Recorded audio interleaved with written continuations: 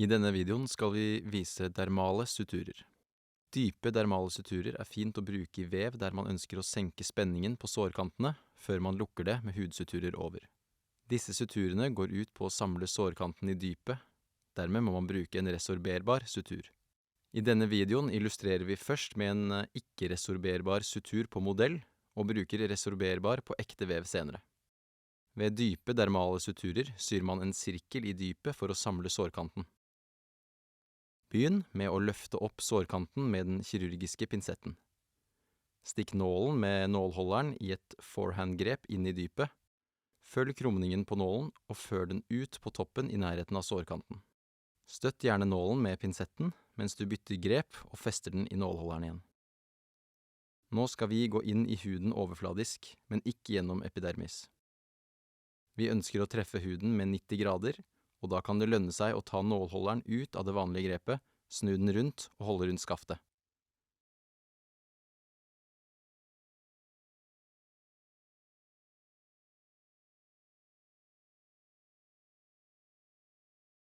Roter nålholderen i hånden, slik at nålen kommer ut igjen dypere i såret.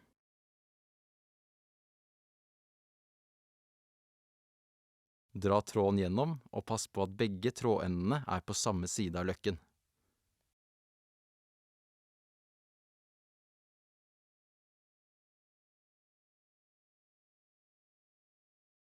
Slå deretter en kirurgisk knute.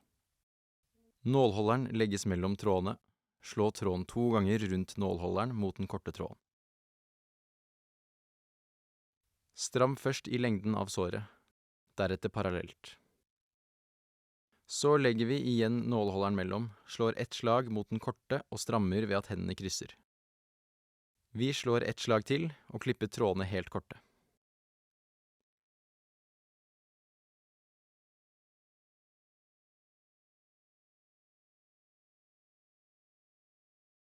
Vi viser dermale suturer i ekte vev også.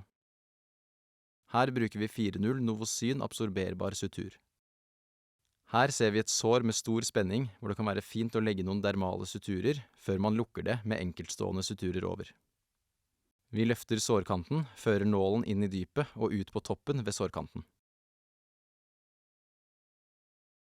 Støtter med pinsetten og fester nålen på nytt.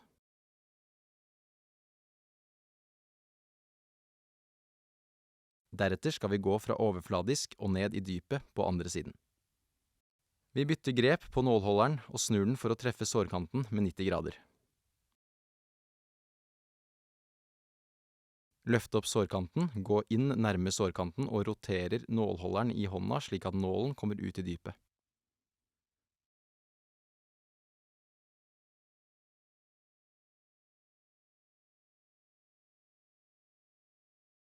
Pass på at trådene kommer ut på samme side av løkken.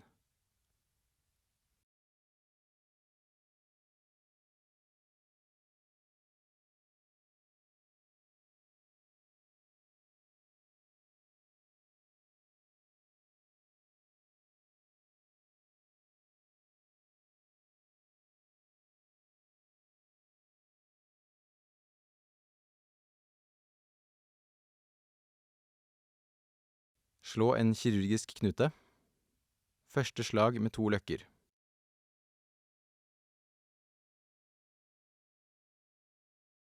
Stram slaget først i lengden, det er sydd, og deretter parallelt med såret. De 2 neste slagene holder det med 1 løkke. Pass på at hendene bytter plass når du skal stramme.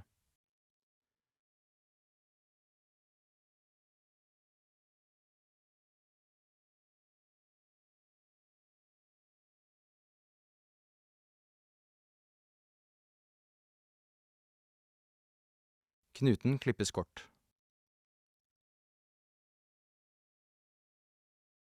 Vi viser suturen en gang til. Vi holder sårkanten opp, fører nålen inn i bunnen av såret og ut på toppen. Skifter deretter grep og stikker nålen fra toppen og ned på andre siden.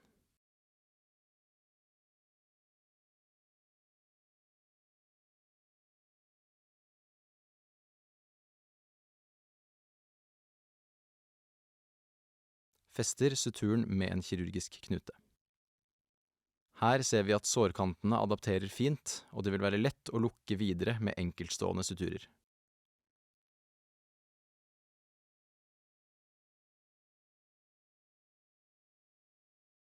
Du har nå sett hvordan man gjør en dermalsutur.